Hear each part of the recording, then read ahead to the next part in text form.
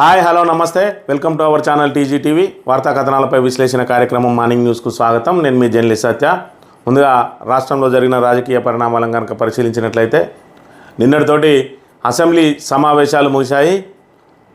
హుందాగా సాగాల్సిన అసెంబ్లీ సమావేశాలు మరి తీవ్ర దూషణలు, అదేవిధంగా హేళనలు, మరోవైపు ఇక్కడ ఎదురుదాడికి దిగడం, మరి ఏదైతే శాసనసభను కౌరవ సభగా మార్చిందని చెప్పి ప్రతిపక్షాలు ఏదైతే ఆరోపణలు చేస్తూ ఉన్నాయో పదే పదే, ఒకవైపు మహిళా శాసనసభ్యులను మరి కించపరచడంతో పాటు నిన్నటి రోజున మరి బీఆర్ఎస్ నుంచి కాంగ్రెస్లోకి చేరిన దానం నాగేందర్ ఏకంగా మరి బూతులకు దిగడం, అది కూడా మైక్ ఆన్లో ఉండగానే నీ అమ్మ తోలు తీస్తా హైదరాబాద్లో తిరగనీయమని చెప్పి అసెంబ్లీలోనే రౌడీయిజం చేయడం, మరి అదంతా లైవ్లో తిలకించిన ప్రజలందరూ కూడా నిర్ఘాంతపోయిన పరిస్థితి. తెలంగాణ ప్రజలు అసలు ఇది కాంగ్రెస్ సర్కారా లేకపోతే గూండా రాజ్యమా అని చెప్పి మరి ఇక్కడ అందరూ ఆవేదన వ్యక్తం చేసిన పరిస్థితి.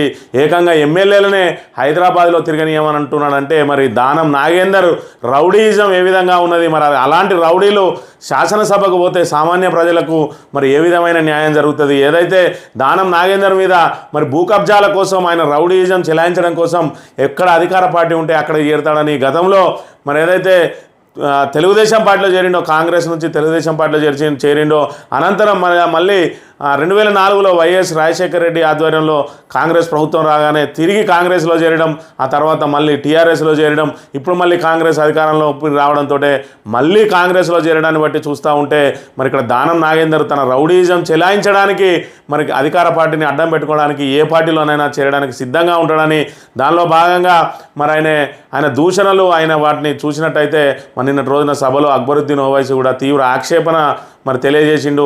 మరి క్షమాపణ చెప్పాల్సిందే అని చెప్పి పట్టుబట్టడంతో మరి నిన్నటి రోజున క్షమాపణ చెప్పిన పరిస్థితిని కూడా మనం ఇక్కడ గమనించవచ్చు. మరోవైపు జాబ్ క్యాలెండరు ప్రకటిస్తామని చెప్పి యూపీపీఎస్సీ తరహాలో జాబ్ క్యాలెండరు ప్రకటిస్తామని చెప్పి కేవలం మరి అందులో పోస్టులు లేకుండా, నోటిఫికేషన్ తేదీలు లేకుండా మరి కేవలం ఇన్ని ఉద్యోగాలు మరి ఈ నెలలో పెడతామని చెప్పి తూతూ మంత్రంగా పెట్టింది. దాని మీద ఏ రకమైన చర్చ కూడా లేదు, దానికి చట్టబద్ధత లేదు. ఇదేనా యూపీపీఎస్సీ తరహా జాబ్ క్యాలెండర్ అని చెప్పి నిన్నటి రోజున బీఆర్ఎస్ తమకు మాట్లాడే అవకాశం ఇవ్వాలని చెప్పినప్పటికీ కూడా అవకాశం ఇవ్వకుండా మరి మంత్రి ఏదైతే ప్రకటన చేశారో దాని మీద చర్చకు అవసరం లేదు అని చెప్పి మరి ఇక్కడ ఏదైతే నిరుద్యోగులను మరి ఇక్కడ అలా ఆశల మీద అలా ఆవేశం మీద నీళ్లు చల్లడానికి మాత్రమే ఇక్కడ మరి కేవలం జాబ్ క్యాలెండర్ అనే పేరుతోటి ఏదైతే మరి కోటిలో ఆవిడ్స్లో లభించే క్యాలెండర్ లాగా మరి ప్రకటించారు తప్ప దానికి చట్టబద్ధత లేదు, దానిలో వివరాలు లేవు, దాని మీద చర్చ లేదు, దానికి మరి ఏదైతే క్యాబినెట్ ఆమోదించిందని చెప్పి చెప్తా ఉన్నారు తప్ప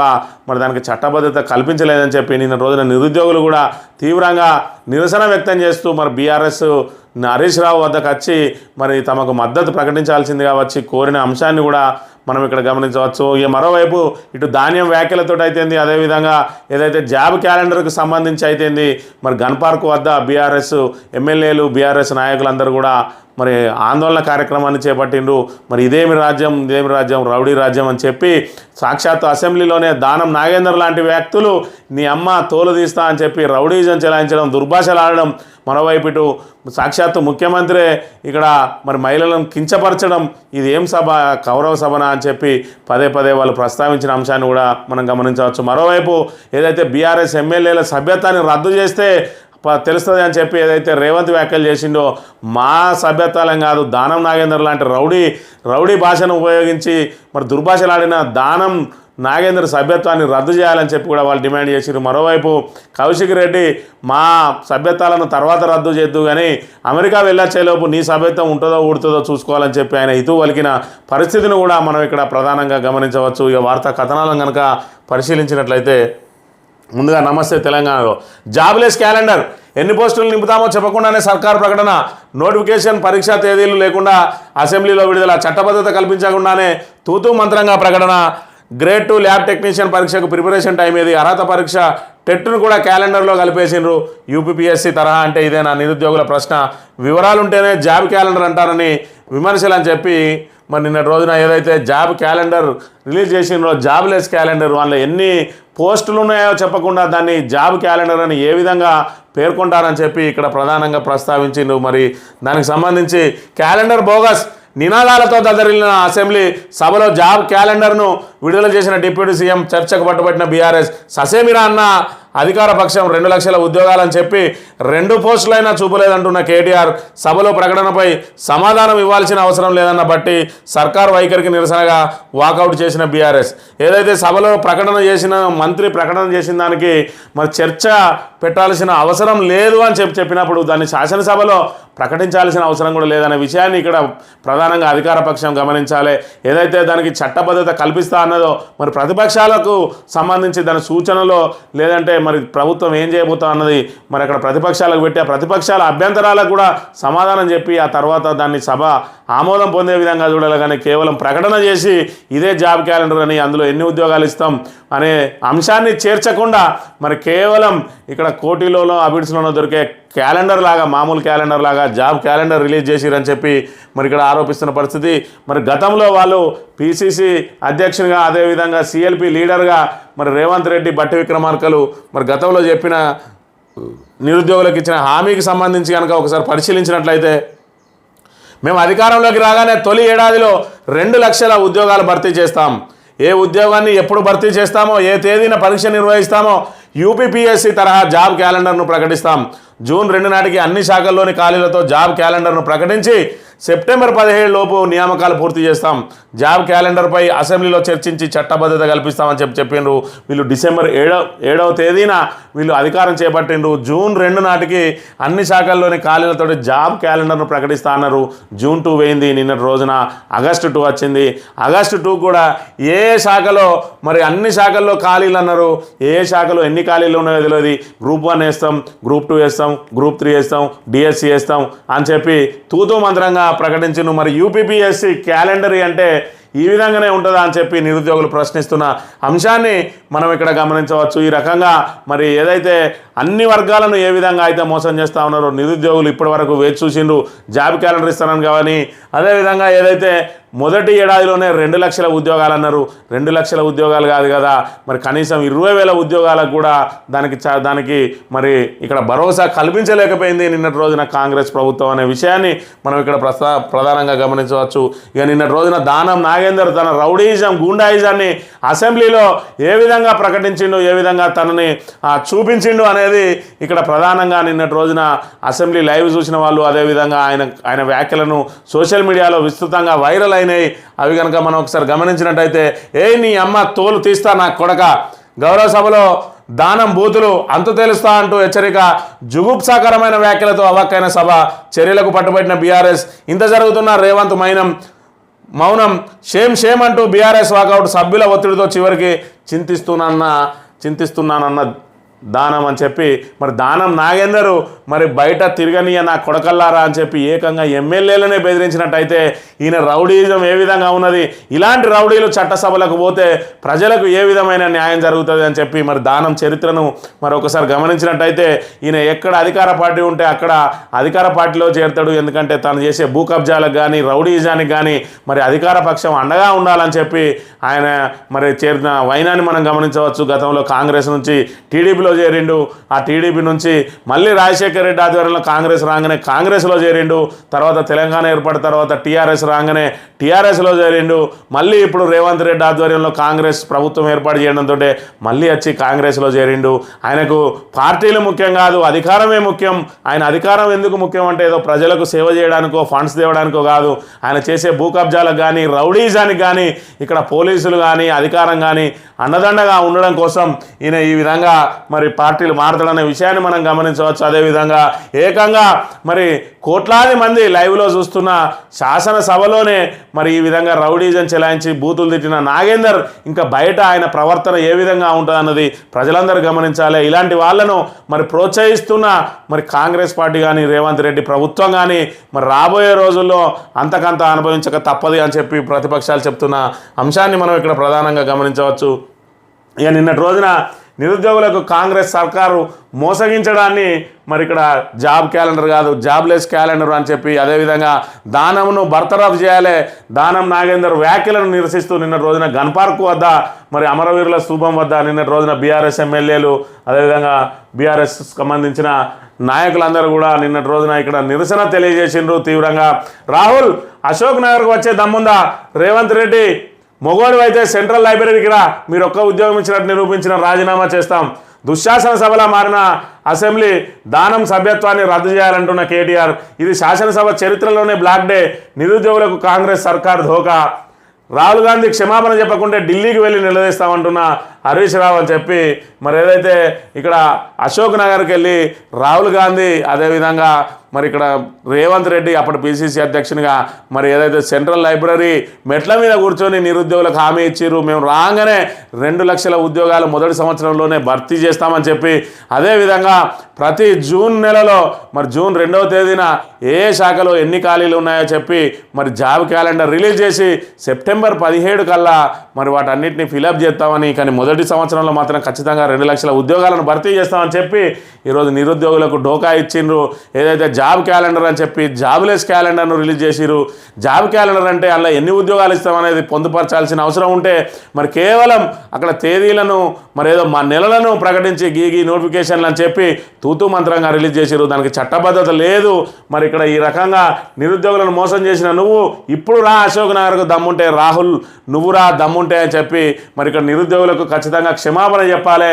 మరి దీనికి సంబంధించి ఢిల్లీకి వెళ్ళి నిలదీస్తామని చెప్పిన పరిస్థితి. మరోవైపు గన్ పార్క్ వద్ద నిరసన తెలియజేస్తున్న మరి బీఆర్ఎస్ ఎమ్మెల్యేలను కేటీ రామారావుతో సహా మిగతా వాళ్ళందరినీ కూడా అక్కడి నుంచి అరెస్ట్ చేసి తరలించిన పరిస్థితిని మనం ఇక్కడ ప్రధానంగా గమనించవచ్చు. మాజీ సర్పంచ్లపై దమనకాండ, పంచాయతీ పెండింగ్ బిల్లుల కోసం చేపట్టిన నిరసనపై ఉక్కుపాదం, సచివాలయానికి రాకుండా అడ్డుకున్న పోలీసులు, ముందు రోజు రాత్రి నుంచే నేతల గృహ నిర్బంధం, రాష్ట్ర వ్యాప్తంగా 6,000 మందికి పైగా అక్రమ అరెస్టు, 14 పోలీస్ స్టేషన్లకు మాజీ సర్పంచ్ల తరలింపు, 1,500 కోట్ల బిల్లులు నిలిపివేసిన ప్రభుత్వం, చెల్లించాలని అడిగితే మమ్మల్ని అరెస్ట్ చేస్తారా? ప్రభుత్వ నిర్బంధంపై సర్పంచ్ సంఘం ఆగ్రహం, ఆందోళనకు సంఘీభావం తెలిపిన బీఆర్ఎస్, స్థానాలకు వెళ్లి సర్పంచ్లకు మద్దతు తెలిపిన హరీష్ రావు, గంగుల సంజయ్, దేశ్పతి, ఎర్రోళ్ళ శ్రీనివాసులు అని చెప్పి మరి మాజీ సర్పంచ్లు ఏవైతే తమకు పెండింగ్ బిల్లులు 1,500 కోట్లకు పైగా మరి పెండింగ్ ఉన్నాయో మరి రాబోయే రోజుల్లో కొత్త సర్పంచ్లు వస్తే మరి మాకు ఎట్టి పరిస్థితుల్లో కూడా ఆ డబ్బులు మా చేతికి వచ్చే అవకాశం లేదు కాబట్టి మరి కొత్త మరి ఏదైతే స్థానిక సంస్థల ఎన్నికలు నిర్వహించే లోపే మా పెండింగ్ బిల్లులన్నీ కూడా విడుదల చేయాలని చెప్పి పదే వాళ్ళు ప్రభుత్వాన్ని కోరి చివరకు తమ నిరసన తెలియజేయడానికి మరి వాళ్ళందరూ కూడా సచివాలయం వద్దకు వస్తే వాళ్ళ మీద ఎక్కడికక్కడ ఉక్కుపాదం మోపిరు. ఇప్పటికే ముందస్తు అరెస్టులు చేసిరు ఎక్కడ వాళ్ళని అక్కడికి మరి రాకుండా మరి వివిధ మండలాల్లోని పోలీస్ స్టేషన్లలో వాళ్ళని నిర్బంధించిన పరిస్థితి.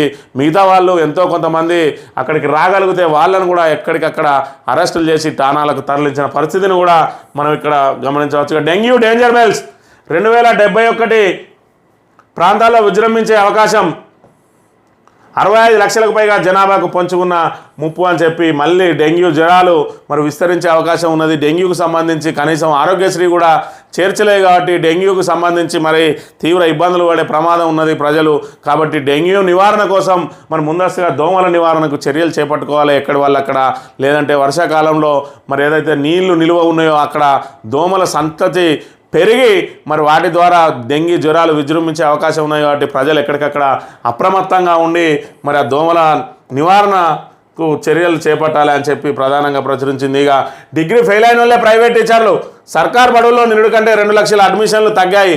విద్యకు బడ్జెట్లో 10% నిధులు కేటాయించలేకపోయాం. ఉపాధ్యాయులు తేనెటీగల లాంటి వాళ్ళు హాని చేస్తే ఎదురుదాడే టీచర్లతో ముఖాముఖిలో ముఖ్యమంత్రి రేవంత్ రెడ్డి అని చెప్పి నిన్న రోజున ఎవరికైతే పదోన్నతులు ఇచ్చిండ్రో వాళ్ళందరికీ మరి మేము మీకు గొప్పగా పదోన్నతులు ఇచ్చినామని చెప్పి వాళ్ళతో ముఖాముఖి కార్యక్రమం అని చెప్పి మరి ఈయన చెప్పదలుచుకున్న 4 మాటలు చెప్పి టీచర్ లెవెల్ని మాట్లాడనీయకుండా వాళ్ళ సమస్యలను చెప్పనీయకుండా కేవలం వీళ్ళు చెప్పేదే వినాలని చెప్పి అయితే డిగ్రీ ఫెయిల్ అయిన వాళ్ళే ప్రైవేట్ టీచర్లుగా ఉంటా ఉన్నారు. కానీ ప్రభుత్వ టీచర్లు క్వాలిఫైడ్ టీచర్లు ఉంటా ఉన్నారు. కాబట్టి మరి ఇక్కడ ఏదైతే గత సంవత్సరం 2 లక్షల అడ్మిషన్లు మరి గత సంవత్సరం కంటే తగ్గినాయో దాని మీద సమీక్ష చేసుకోవాలని మరి ఇక్కడ ఆక్యుపెన్సీ పెంచాలని చెప్పి నిన్న రోజున చెప్పిండు. మీరే మా బ్రాండ్ అంబాసిడర్లు అని చెప్పి వారిని ఆకాశానికి ఎత్తే ప్రయత్నం చేసిండు. కానీ వారి సమస్యలను మాత్రం ప్రస్తావించకుండా వారి మాటలు వినకుండా కేవలం మరి ఉపన్యాసాలతోటి ముగించి వెళ్ళిపోవడం పట్ల టీచర్లు కూడా ఒకంత అసహనానికి గురైన పరిస్థితిని మనం ఇక్కడ గమనించవచ్చు. ఇక ఖమ్మం హైదరాబాద్ హైవేపై కొత్త ఫ్లైఓవర్, టేకుమట్ల రాయనిగూడెం మధ్య మంజూరు, ఫలించిన ఎంపీ వద్దిరాజు రవిచంద్ర ప్రయత్నం, కేంద్ర మంత్రి గడ్కరీకి ధన్యవాదాలు తెలిపిన ఎంపీ. ఖమ్మం హైదరాబాద్పై మరో కొత్త ఫ్లైఓవర్ కోసం ఏదైతే మరి రాజ్యసభ సభ్యుడు వద్దిరాజు రవిచంద్ర ఎవరైతే ఉన్నారో బీఆర్ఎస్కు సంబంధించిన రాజ్యసభ సభ్యుడు ఆయన మరి ఏదైతే ఆయన ప్రయత్నం ఫలించి కేంద్ర కేంద్ర మంత్రి కేంద్ర రహదారుల మంత్రి గడ్కరీ మరి కొత్త ఫ్లైఓవర్కు శాంక్షన్ చేసిండు. ఈ సందర్భంగా ఆయన మరి కృతజ్ఞత తెలియజేసిన అంశానికి సంబంధించిన వార్తను ప్రచురించింది. ఇక కుక్కలు ఇంట్లోకి వచ్చి చంపేస్తున్నాయి, వాటి కట్టడికి చర్యలు తీసుకోవాల్సిందే, సూచనలు సమీక్షలు సరిపోవు, ఫిర్యాదులకు హెల్ప్ లైన్ ఏర్పాటు చేయాలి, ప్రభుత్వానికి తేల్చి చెప్పిన రాష్ట్ర హైకోర్టు అని చెప్పి కేవలం కుక్కల కోసం ఇప్పటికే హైకోర్టు 3-4 సార్లు కలగజేసుకున్నది. అయినా కూడా ప్రభుత్వం మొద్దు నిద్రపోతూ ఉన్నది. కుక్కల మరి ఏదైతే వీధి కుక్కలను అరికట్టడంలో ప్రభుత్వం విఫలమవుతూ ఉన్నది. వాటిని అక్కడి నుంచి తరలించడానికి కానీ నిర్మూలించడానికి కానీ మరి ఏ ప్రయత్నం చేయడం లేదు.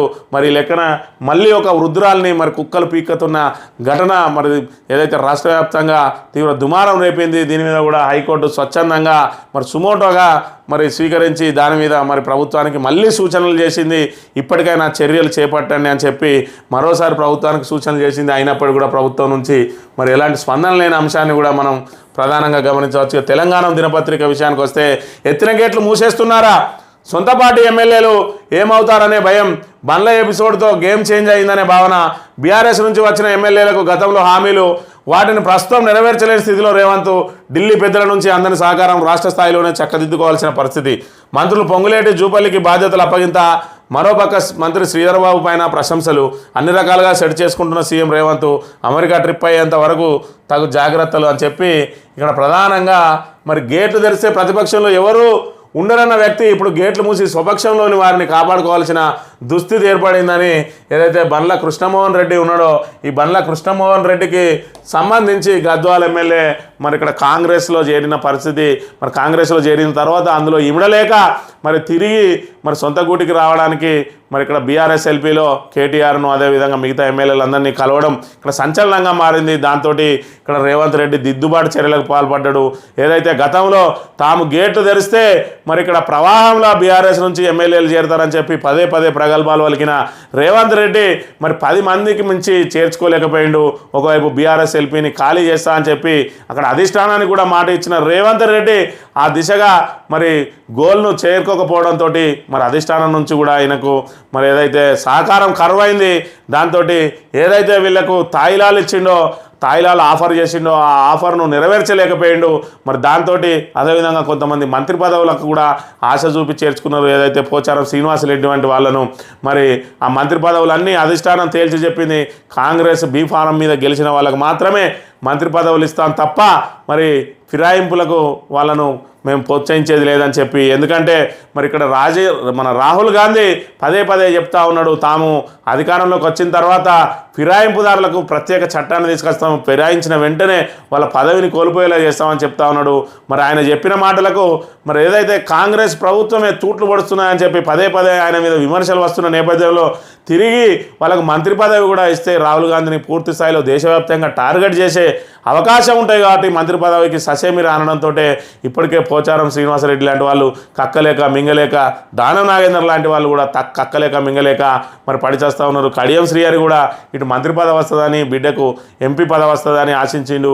మరి ఎంపీ టికెట్ వచ్చినప్పటికీ మరి మంత్రి పదవి మీదే ఆశ పెట్టుకున్న కడియం శ్రీహరి ఆశల మీద కూడా నీళ్ళు చల్లినట్టు అయింది. దాంతో మరి ఇక్కడ ఏదైతే తాయిలాల కోసం వచ్చిండ్రో వాళ్ళు తిరిగి వెళ్ళిపోతూ ఉన్నారు. ఎందుకంటే మరి ఆ కొండనాలుకకు మందేస్తే ఉన్ననాలుక ఊడిపోయినట్టు తామేదో తాయిలాల కోసమో పనుల కోసమో ఇతర అవసరాల కోసం వస్తే మా ఎమ్మెల్యే గిరినే ఓడిపోయేట్టున్నది. ఎట్టి పరిస్థితుల్లో బీఆర్ఎస్ ఎల్పీ మాత్రం ఇందులో మరి చేరే అవకాశం లేదు, విలీనమయ్యే అవకాశం లేదు. కాబట్టి మా పదవులు ఊడిపోతాయని చెప్పి బండ్ల కృష్ణమోహన్ రెడ్డి ఏదైతే మరి గర్వాపసి అయిండో ఆ గర్వాపసితోటి మేల్కొన్న రేవంత్ రెడ్డి పోచారం శ్రీనివాసరెడ్డి ఇంట్లో మరి ఏదైతే ఈ బీఆర్ఎస్ నుంచి వచ్చిన వలసవాదులు ఎవరైతే వలసవాద ఎమ్మెల్యేలు ఉన్నారో వాళ్ళందరితో సమావేశం నిర్వహించిండో, తాను అమెరికా పర్యటనకు వెళ్ళి వచ్చిన తర్వాత మీకు ఏదైతే హామీలు ఇచ్చిందో అవన్నీ నెరవేరుస్తా అని చెప్పిండు. ఆ సమావేశానికి బండ్ల కృష్ణమోహన్ రెడ్డి వెళ్ళకపోవడంతో మరి ఆయన దగ్గరికి జూపల్లి కృష్ణారావును ప్రత్యేకంగా పంపి ఆయన దగ్గర మరి అల్పాహారం చేసి ఆయన తీసుకొని వచ్చి రేవంత్ రెడ్డిని కల్పించి మరి ఇక్కడ కాంగ్రెస్లోనే కొనసాగుతాడు అని చెప్పి వాళ్ళు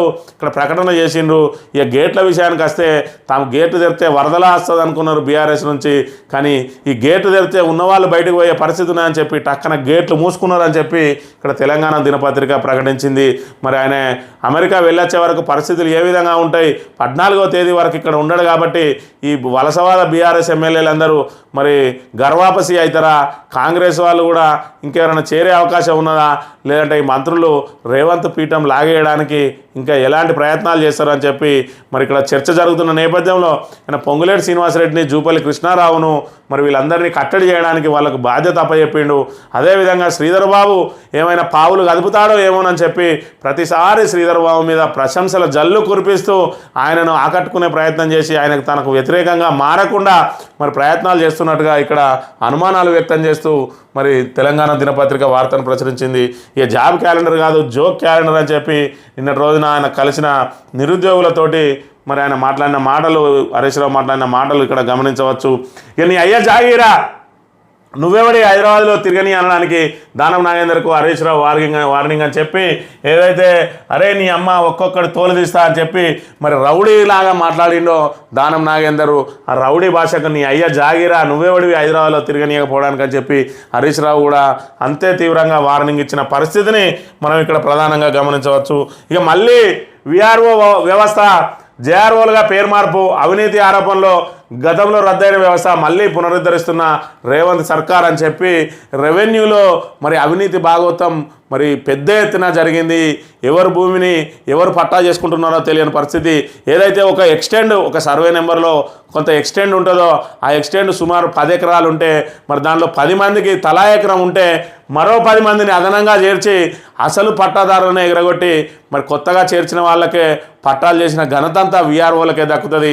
ఏదైతే మాన్యువల్గా ఉన్నదో అది ఎక్స్టెండ్ను మించి అందులో మరి పట్టాదారులను పేర్లు నమోదు చేసి మరి సంవత్సరం మార్చుకుంటూ అసలు పట్టాదారులను తొలగించి ఏదైతే అక్రమంగా చొరబడినో వాళ్ళకే పట్టాలు చేసిన అంశాలు గతంలో ఎన్నో చూసినాం. ఇదంతా కూడా దీనికి అందరికీ చెక్ పెట్టడానికి మరి ధరణి అనే వ్యవస్థను రూపొందించిండు. ధరణిలో లోపాలు లేవా అంటే ధరణిలో ఖచ్చితంగా లోపాలు ఉన్నాయి. ఆ లోపాలను సవరించి మరి ఏదైతే కొత్తగా ఏర్పాటు చేసిన చట్టానికి మరి దాంట్లో ఎదురయ్యే సమస్యలు ఇప్పుడే ఎదురైనాయి కాబట్టి దాన్ని ఏ విధంగా అధిగమించాలని చెప్పి మరి ఎక్సర్సైజ్ చేసి దాన్ని మరి కొత్త ప్రభుత్వం ఆ సమస్యలన్నిటికీ పరిష్కారం చూపాల్సింది పోయి తిరిగి మళ్ళీ వీఆర్ఓ వ్యవస్థను తీసుకొస్తామని చెప్తా ఉన్నారు. అంటే మళ్ళీ వ్యవసాయ భూములకు మళ్ళీ ఇబ్బందులు తప్పవి. రైతులందరూ కూడా తమ భూమి మరి తమకు ఉంటుందా, మల్లెవల పేరు విన్నా మరి మార్పులు చేర్పులు జరుగుతాయా, దుడ్డున్నదే రాజ్యం అన్నట్టు ఇక్కడ ఏదైతే అధికారం ఉన్నోళ్ళదే మరి ఇక్కడ చెలామీన అయ్యే అవకాశం ఉన్నది. కాబట్టి మరి మామూలు రైతుల భూములకు ఏదైతే రక్షణ ఇచ్చిన ధరని మారుస్తామంటే రాబోయే రోజుల్లో మళ్ళీ వ్యవసాయదారులు రైతులు తమ పొలాలను మరి రక్షించుకోవడానికి నానా తంటాలు పడక తప్పదని చెప్పి ఆవేదన వ్యక్తం చేస్తున్న పరిస్థితిని కూడా మనం ఇక్కడ గమనించవచ్చు. ఫ్రీ బస్సులకు మంగళం. కొత్తగా సెమీ డిలక్స్ బస్సులు 300 బస్సులకు సర్కార్ ఆర్డరు. ఫ్రీ బస్సు ఉండదంటున్న అధికారులు. ఏదైతే మరి ఇక్కడ మహాలక్ష్మి పథకంలో భాగంగా మహిళలకు ఉచిత ప్రయాణం ఏదైతే పెట్టినో ఆర్డినరీ బస్సులు, ఎక్స్ప్రెస్ బస్సులలో మరి ఆ మహిళలు పెద్ద ఎత్తున ఇక్కడ మరి అందులో ప్రయాణం చేస్తున్న పరిస్థితి. దాంతో మరి సీట్లు దొరకక ఇబ్బందులు పడుతూ ఉన్నారు. మరోవైపు ఆ సీట్ల కోసం కొట్లాడుకుంటున్న పరిస్థితులు కూడా చూసినాం. అయినప్పటికీ ఆక్యుపెన్సీ పెద్ద ఎత్తున పెరిగినప్పటికీ మరి ఆదాయం మాత్రం నిల్ అయింది ఆర్టీసీ పరిస్థితికి. ఆర్టీసీ కుదేలవుతున్న పరిస్థితి నేపథ్యంలో మరి ఫ్రీ బస్సుకు ఏ విధంగా మంగళం పాడాలని చెప్పి అధికారులు ఒక కొత్త పన్నాగం పన్నిండ్రు. ఏదైతే ఎక్స్ప్రెస్ ఆర్డినరీలో ఫ్రీ కాబట్టి సెమీ డిలక్స్లు తీసుకొద్దాం, ఎక్స్ప్రెస్ బస్సులనే సెమీ డిలక్స్లుగా కలర్లు మార్చి మరి కొత్త బస్సులను తీసుకొచ్చి అందులో ఎలాగో ఫ్రీ బస్సు మరి ఫ్రీ టికెట్ ఉండదు కాబట్టి మహిళలకు ఫ్రీ ప్రవేశం ఉండదు. మహిళలు ప్రయాణం చేసినా కూడా టికెట్ తీసుకోవాల్సిన పరిస్థితిని సృష్టించి ఆదాయం పెంచుకోవడం కోసం మరి ఇక్కడ ఫ్రీ బస్సులకు క్రమక్రమంగా మంగళం పాడడానికి ఏదైతే సెమీ డిలక్స్ల పేరిట తీసుకొచ్చి వాటిని పెంచి ఎక్స్ప్రెస్ల సంఖ్యను తగ్గించి మరి ఆదాయం పెంచుకోవడానికి ప్రయత్నం చేస్తున్న పరిస్థితిని ఇక్కడ ప్రధానంగా గమనించవచ్చు. ప్రజాభవన్లో జీవో 46 బాధితుల దీక్ష. జీవో రద్దు చేయాల్సిందేనని డిమాండ్. తిండి తిప్పలు మానే దీక్ష కొనసాగింపు. చిన్నారెడ్డితో చర్చలు విఫలం. పొన్నం మినహా స్పందించని ఇతర మంత్రులు. చిన్నారెడ్డి ఫోన్ చేసిన కాల్ లిఫ్ట్ చేయని వైనమని చెప్పి ఏదైతే ప్రణాళిక సంఘం ఉపాధ్యక్షుడు ఉన్నాడో చిన్నారెడ్డి మరి ఇక్కడ ప్రజాభవన్లో వాళ్ళందరూ కూడా జీవో 46 బాధితులందరూ కూడా రాత్రి వరకు కూడా మరి తిండి తిప్పలు మాని దీక్ష చేస్తున్న పరిస్థితి. వాళ్ళ వైపు ఎవరు కన్నెత్తి చూడలేదు. ప్రజాభవన్లో ఏదైతే దరఖాస్తులు స్వీకరిస్తాడో చిన్నారెడ్డి ఆయన కూడా వాళ్ళని చూసి చూడనట్టు వెళ్ళడంతో మరి మీడియా ప్రతినిధులు ఆయనను బతిమాలి తీసుకొచ్చిండు. వాళ్ళకి ఏదైనా పరిష్కారం చూపమని మరి ఆయన వాళ్ళ దగ్గరికి వచ్చి మరి హామీ ఇవ్వడానికి ఇక్కడ మంత్రులందరికీ ప్రయత్నం చేస్తే పొన్నం ప్రభాకర్ మినహా ఎవరు స్పందించలేదని ఆ పొన్నం ప్రభాకర్ కూడా ఖచ్చితమైన హామీ ఇవ్వకపోవడంతో వాళ్ళ దీక్ష అర్ధరాత్రి వరకు కూడా కొనసాగుతూ ఉన్న విషయాన్ని ఇక్కడ ప్రధానంగా ప్రచురించింది తెలంగాణ దినపత్రిక. ఇక సాక్షి విషయానికి వస్తే ఇదిగో జాబ్ క్యాలెండర్ అని చెప్పి మరి జాబులు లేని క్యాలెండర్ను ఇక్కడ ప్రధానంగా ప్రస్తావించింది కాంగ్రెస్ ప్రభుత్వం. అట్టహాసంగా గొప్పలు చెప్పి మరి ఏదో వీధిలో దొరికే క్యాలెండర్ లాంటి క్యాలెండర్ను తీసుకొచ్చి దానికి చట్టబద్ధత లేకుండా చేసిందని ప్రతిపక్షాలు ఆరోపిస్తున్న పరిస్థితిని మనం ఇక్కడ ప్రధానంగా గమనించవచ్చు. ఇక ధరణి పేరుతో పెద్ద ఆయన దగా చేశారు. ధరణి పేరుతో పెద్ద ఆయన రాష్ట్రపతి దగా చేశారని రెవెన్యూ శాఖ మంత్రి పొంగులేటి శ్రీనివాసరెడ్డి విమర్శించారు. 2020లో తెచ్చిన ఈ పోర్టల్ వల్ల ప్రజలు ఎంతో నష్టపోయారన్న మరి గొప్పలు చెప్తా ఉన్న పొంగులేటి శ్రీనివాసరెడ్డి ఈయనేం తెస్తాడో చూసి అది ప్రజలకు ఏ విధంగా ఉపయోగపడుతుందో చూసిన తర్వాత అప్పుడు ధరణి గొప్పదా మీ భూమాత గొప్పదా అనేది ప్రజలు నిర్ణయిస్తారు.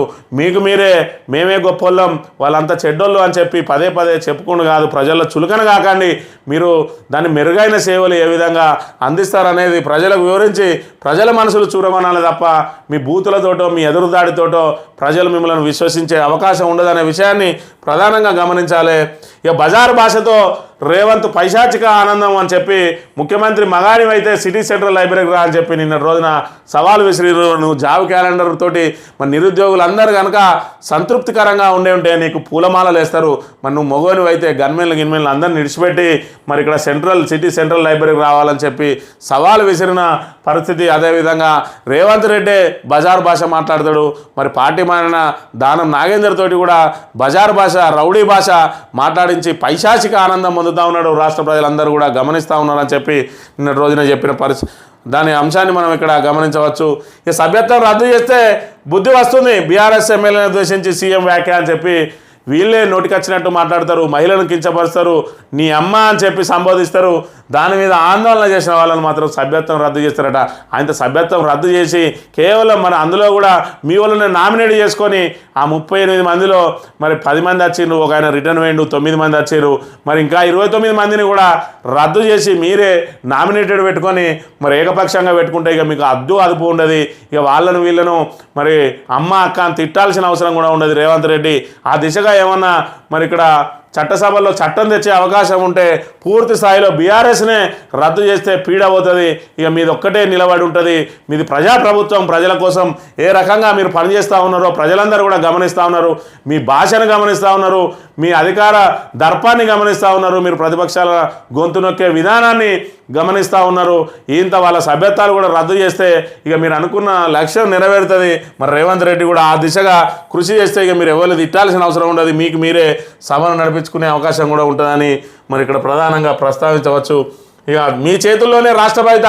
ప్రభుత్వ టీచర్ల ఆత్మీయ సమ్మేళనంలో సీఎం రేవంత్ రెడ్డి ప్రతి ప్రభుత్వ స్కూల్కు ఉచిత విద్యుత్ అందిస్తాం, హామీల కారణంగా విద్యారంగానికి 10% నిధులు ఇవ్వలేకపోయినామని చెప్తే మరి పేరుకే ముఖాముఖి మమ్మల్ని మాట్లాడినివ్వరా అని చెప్పి టీచర్లు అసంతృప్తిని వ్యక్తం చేసిర్రు. ముఖాముఖి పెట్టుకుందామని వాళ్ళందరినీ పిలిచి మరి మా సమస్యలన్నీ ముఖ్యమంత్రితోటి ప్రస్తావించవచ్చు అని చెప్పి పదోన్నతి పొందిన ఉపాధ్యాయులందరూ కూడా వస్తే కేవలం దాన్ని ప్రచార ఆర్భాటానికి వాడుకొని మరి ఆయన చెప్పదలుచుకున్న 3 ముక్కలు వాళ్ళని ఏదో మరి ఆకాశంలో అరచేతిలో వైకుంఠం చూపించి ఆకాశంలో ఊపి మరి మీరే మాకు బ్రాండ్ అంబాసిడర్లు అని చెప్పి 2 మాటలు చెప్పి వాళ్ళను ఆశల పల్లెకులో ఊరేగించి బయటపడ్డాడు. మరి వాళ్ళు ఏదైతే తమ సమస్యలు చెప్పుకుందామని చెప్పి అనుకున్నారో దాన్ని మాత్రం చెప్పనీయలేదనే అంశాన్ని మనం ఇక్కడ గమనించవచ్చు. భూమి హక్కులకు కొత్త చట్టం రికార్డ్ ఆఫ్ రైట్స్ 2024 ముసాయిదా బిల్లును ప్రజల ముందుకు తెచ్చిన సర్కార్ అని చెప్పి మరి ధరణి స్థానంలో భూమాత అని కొత్త చట్టాన్ని మరి కొత్త పోర్టల్ను తీసుకురావడానికి కొత్త చట్టాన్ని కూడా ఏర్పాటు చేస్తూ ఉన్నారు, రికార్డ్ ఆఫ్ రైట్స్ అని. మరి దానికి సంబంధించి ముసాయిదాను తీసుకొచ్చారు. మ్యూటేషన్ చేసే అధికారం తహసీల్దార్లతో పాటు ఆర్డీఓలకు కూడా ఇస్తారట. తర్వాత రిజిస్ట్రేషన్ తర్వాత మ్యూటేషన్ సమయంలో విచారణ తప్పుగా తేలితే మ్యూటేషన్ నిలిపివేత అని చెప్పి ప్రతి భూకమతానికి భూ ఆధార్ ఆబాదీలకు హక్కుల రికార్డ్ అని మరి కొత్త అంశాలను చేర్చి ఇక్కడ మరి వీళ్ళను ఏదైతే ధరణి పోర్టల్ను మార్చి కొత్త పోర్టల్ తీసుకురావడానికి ప్రయత్నం చేస్తూ ఉన్నది ప్రభుత్వం. ఈ ఆంధ్రజ్యోతి విషయానికి వస్తే రాజధానిలో వరద బావులు, రోడ్లపై నీరు నిలవకుండా చర్యలు, వర్షాలు కురిసినప్పుడు ఫిజికల్ పోలీసింగ్, హైదరాబాద్కు గొప్ప బ్రాండ్ ఇమేజ్ తెస్తాం, అక్రమాలకు అడ్డుకట్ట వేసేందుకు హైడ్రా, ప్రభుత్వంపై బీఆర్ఎస్ తప్పుడు ప్రచారం, 10 నెలలు కూడా కాకముందే ఆక్రోశం, అభివృద్ధికి బీజేపీ ఎమ్మెల్యేలు కలిసి రావాలి, శాసనసభలో ముఖ్యమంత్రి రేవంత్ రెడ్డి అని చెప్పి మరి ఏదైతే ప్రభుత్వం 10 నెలలు కూడా గడవకముందే ఇక్కడ ప్రతిపక్షం గగ్గోలు పెడుతుందన్నారు. ప్రభుత్వం వచ్చి మరి సెటిలైట్ అవ్వడానికి మాకు సంవత్సరం సమయం కావాలి, సంవత్సరం లోపు మేము 6 గ్యారంటీలు అమలు చేస్తామని చెప్పి ఉండాల్సింది. మీరే 100 రోజుల్లోపు అమలు చేస్తామని చెప్పి గ్యారంటీ కార్డులు సంతకాలు పెట్టి మరి ఇచ్చి ఈరోజు మళ్ళీ ప్రతిపక్షాల మీద ఎదురుదాడి దిగితే ఏం లాభం అని చెప్పి మరి ఇక్కడ చెప్తున్న పరిస్థితి. మరోవైపు ఇక్కడ మేము రాజధాని మీద ఏదైతే ఒక్క ఎమ్మెల్యే కూడా గెలవకపోవడానికి మరి ఇక్కడ కాంగ్రెస్ మీద నమ్మకం లేదు కాబట్టి ఆ కాంగ్రెస్ని అక్కడ బలోపేతం చేసే కార్యక్రమంలో భాగంగా ప్రతిదానికి మేము రాజధానిని ఆహా చేస్తాం ఓహో చేస్తామని చెప్పి చెప్పుకుంటున్న మరి సర్కారు దాన్ని ఆ కార్యరూపం దాల్చకుంటే మాత్రం మళ్ళీ హైదరాబాద్ ప్రజలు విశ్వసించే అవకాశం లేదు. కాబట్టి మాటలు కాకుండా చేతల్లో చూపించాలని చెప్పి హైదరాబాదు ప్రజలు కోరుకుంటున్న పరిస్థితిని కూడా మనం ఇక్కడ ప్రధానంగా గమనించవచ్చు. జాబ్ క్యాలెండర్ వచ్చిందట, మరి దానిలో లోటుపాట్లను ఇక్కడ ప్రచురించడానికి ఏమాత్రం ముందుకు రాదు ఆంధ్రజ్యోతి. జాబ్ క్యాలెండర్ వచ్చింది, 25 ఆగస్టు వరకు నియామక పరీక్షల వివరాలు అని చెప్పి మరి జాబ్లెస్ క్యాలెండర్ అని చెప్పి దిక్కు నిరుద్యోగులు ఇక్కడ ఆందోళన బాటలు పడుతుంటే ఈ తాబేదార్ పత్రిక మాత్రం కాంగ్రెస్ను ఆహా ఓహో అని పొగడడానికే మరి ఇక్కడ ప్రధానంగా ఇక్కడ స్పేస్ని కేటాయిస్తున్న అంశాన్ని మనం గమనించవచ్చు. భూ రికార్డులపై కొత్త ఆర్వార్ సభ ముందుకు 2024 రికార్డ్ ఆఫ్ రైట్స్ ముసాయిదా బిల్లు ధరణిలో పరిష్కారం దొరకని సమస్యలను పరిష్కరించేందుకే క్షేత్రస్థాయిలోనే భూ సమస్యల నివారణ దిశగా రూపకల్పన, 20 సెక్షన్ల కింద సమస్యల్ని పరిష్కరించుకునే వెసులుబాటు, ముటేషన్ పనులన్నీ తహసీల్దార్ ఆర్డీఓ పరిధిలోనే క్లోజ్, రికార్డులో తప్పులు దొరికితే అప్పీలకు వెసులుబాటు, ప్రతి కమతానికి భూ ఆధార్ నెంబర్ కేటాయింపు, సెక్షన్ 6 కింద సాదా బైనామా దరఖాస్తుల పరిష్కారం, ముసాయిదా బిల్లుపై ప్రజాభిప్రాయ సేకరణ ఇందుకు ఈ నెల 23 వరకు గడువు అని చెప్పి ముసాయిదా బిల్లు మీద మరి ప్రజాభిప్రాయ సేకరణ చేస్తారట 23 వరకు. మన ముసాయిదా బిల్లుకు సంబంధించి గ్రామ సభలు నిర్వహించి అసలు భూమాతకు సంబంధించి ఏ రకంగా మరి వీళ్ళు కొత్త నిబంధనలు పెట్టిండ్రు, ఏ రకంగా ఉంటాయి, రేపు విఆర్ఓలను తీసుకొస్తా అంటున్నారు, వాళ్ళకి పేరు మార్చి జేఆర్ఓలని. మరి ఆ విఆర్ఓల వాళ్ళ విధులు ఏంటి, వాళ్ళు ఏం చేస్తారు, మళ్ళీ భూ రికార్డులన్నీ తారుమారు చేసి ఒకరి భూమి ఒకరికి మరి తర్జుమా చేసినట్టయితే మళ్ళీ ఇబ్బందులు తప్పని పరిస్థితి ఉంటాయి. కాబట్టి ఈ ముసాయిదాకు సంబంధించి గ్రామ సభలు నిర్వహించి ప్రతి రైతును అందులో పాల్గొనేలా చేసి మరి దానికి సంబంధించి పూర్తి స్థాయిలో వాళ్ళ దగ్గర నుంచి అభిప్రాయాలు కనుక సేకరించినట్టయితేనే మరి ధరల్లో వచ్చిన సమస్యలన్నీ కూడా ఇప్పుడు ప్రజలకు తెలిసిపోయినాయి. ఆ సమస్యలకు ఏ రకమైన పరిష్కారం చూపుతారు, రైతులు ఏ రకంగా పరిష్కారం కోరుకుంటున్నారు అనేదాన్ని మరి ఇరుపక్షాలు మరి వాదనలు వింటేనే దానికి ఒక పరిష్కారం దొరికే అవకాశం ఉంటుందనే అంశాన్ని కూడా ప్రభుత్వం గమనించాల్సిన అవసరం ఉన్నది. సర్కార్ జాబ్ క్యాలెండర్ బోగస్, రాహుల్కు రేవంత్కు అశోక్ నగర్ వచ్చే దమ్ముందా అని చెప్పి ఇక్కడ ఏదైతే మరి ఇక్కడ ప్రతిపక్షాలు మరి సవాల్ చేస్తూ ఉంటే తోలు తీస్తా బయటికి రా చూసుకుందాం అని చెప్పి దానం నాగేందర్ మాట్లాడుతున్న మాటలను ఇక్కడ ప్రధానంగా మరి చివరగా 2 ముక్కలు ప్రచురించింది ఆంధ్రజ్యోతి పత్రిక. ఇక టీచర్లే మా అంబాయిడర్లు అని చెప్తున్నాడు రేవంత్ రెడ్డి, కొలువుల జాతర పెడుతున్నాం అని చెప్పి జాబ్లెస్ క్యాలెండర్ను ప్రకటించిండు బట్టి విక్రమార్క. అది దుశ్శాసన సభ అంటున్నాడు ఇక్కడ హరీష్ రావు. మరి కుక్కలను ఇళ్లలోకి చెరబడుతున్నాయి, చర్యలేవి అని చెప్పి హైకోర్టు ప్రశ్నిస్తున్న అంశం మనం ప్రధానంగా గమనించవచ్చుగా. ఇప్పటికే 2 కాంస్య పథకాలు తీసుకొచ్చిన మను బాకర్ మళ్ళీ 3వ పథకంకి ముంగిట ఉన్నది. 25 మీటర్ల పిస్టల్లో ఫైనల్కు అర్హత సాధించింది. అంటే మనకు కనీసం కాంస్యమైన దక్కే అవకాశం ఉన్నది. మరి ఇక్కడ ఏకంగా స్వర్ణమే దక్కాలని చెప్పి మరి మన భారత్ పక్షాన మను బాకర్ స్వర్ణం సాధించాలని చెప్పి భారత మరి క్రీడా అభిమానులందరూ కూడా వేచి చూస్తున్న పరిస్థితిని మనం ఇక్కడ ప్రధానంగా గమనించవచ్చు. వ్యవసాయ శాఖలో నేటి నుంచి బదిలీల కౌన్సిలింగ్, వీడియో కాన్ఫరెన్స్ ద్వారా ప్రక్రియ. రాష్ట్ర వ్యవసాయ శాఖలో శనివారం నుంచి బదిలీల కౌన్సిలింగ్ జరగనున్నది. వివిధ శాఖల్లో బదిలీలు జరిగిన రుణమాఫీ కారణంగా వ్యవసాయ శాఖలో ఈ ప్రక్రియ వాయిదా పడింది. దీంతో ప్రభుత్వ ప్రత్యేక అనుమతితో తాజాగా ఆ శాఖలో బదిలీలను చేపడుతున్నారని చెప్పి ఏదైతే రుణమాఫీకి సంబంధించిన అంశం ముడివాడి ఉండడంతో వ్యవసాయ శాఖకు మరి ఆ బదిలీలు ఆగిపోయినాయి. మరి నేటి నుంచి బదిలీల కౌన్సిలింగ్, వీడియో కాన్ఫరెన్స్ ద్వారా మరి ప్రక్రియ నిర్వహించి బదిలీలను చేపట్టనున్నారు. రాష్ట్ర వ్యాప్తంగా ఇప్పటికే మరి పలు శాఖలలో ఆల్రెడీ మరి ఇక్కడ బదిలీలు పూర్తి అయినాయి. ఇక వ్యవసాయ శాఖకు సంబంధించి నేటి నుంచి ప్రారంభం కాకపోతూ ఉన్నాయి. సచివాలయం ముట్టడికి సర్పంచుల సంఘం యత్నం, పెండింగ్ బిల్లులను విడుదల చేయాలని నిరసన. ఆందోళనకారులను అరెస్ట్ చేసిన పోలీసులు పెండింగ్ బిల్లులు అడిగితే అరెస్టులా అని చెప్పి హరీష్ రావు ప్రశ్నించిన అంశాన్ని ఇక్కడ ప్రధానంగా గమనించింది. మరి ఇక్కడ ఏదైతే ఆగస్టు 2 వరకు మరి ఇక్కడ శాసనసభ సమావేశాలు ముగిసినాయో ఈ శాసనసభ సమావేశాల్లో ప్రజలకు ఏ విధమైన మరి సంకేతాన్ని ఇచ్చింది ప్రభుత్వం అని అంటే ఏదైతే ప్రతిపక్షాల గొంతు నొక్కడం, వాళ్ళకు మాట్లాడే అవకాశం లేకుండా చేయడం, వాళ్ళను మార్షల్స్ తోటి గెంటించడం, ఏదైనా మరి గట్టిగా ప్రతిపక్షం నిలదీసినట్టయితే వాళ్ళకు వ్యక్తిగతంగా వాళ్ళను విమర్శించడం, హేళన చేయడం, అదేవిధంగా వాళ్ళను మరి ఏదైతే కేసీఆర్ను అడ్డం పెట్టి మరి కేసీఆర్ను దూషిస్తూ మరి ఇక్కడ ఆ ప్రతిపక్షాన్ని గొంతు నొక్కే ప్రయత్నం చేయడం, అదేవిధంగా ఏకంగా బజారు భాషనే మాట్లాడడం, దానం నాగేందర్ లాంటి వాళ్ళు మరి సభలోనే రౌడీజం చేయడం లాంటి ఈ అంశాలన్నీ కూడా దురదృష్టకరం శాసనసభలో చోటు చేసుకోవడం.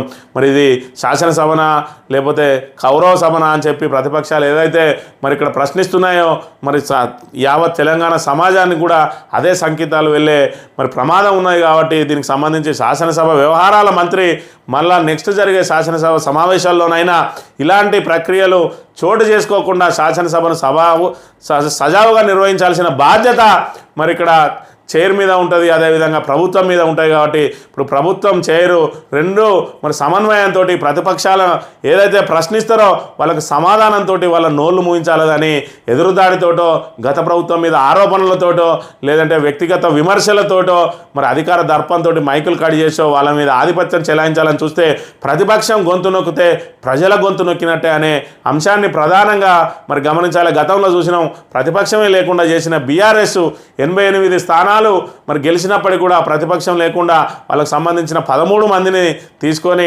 ఇందులో మరి ఏదైతే పార్టీలో విలీనం చేసుకున్నదో తిరిగి ప్రజలు కేవలం 6 సభ్యులున్న కాంగ్రెస్కు పట్టం కట్టిండ్రు.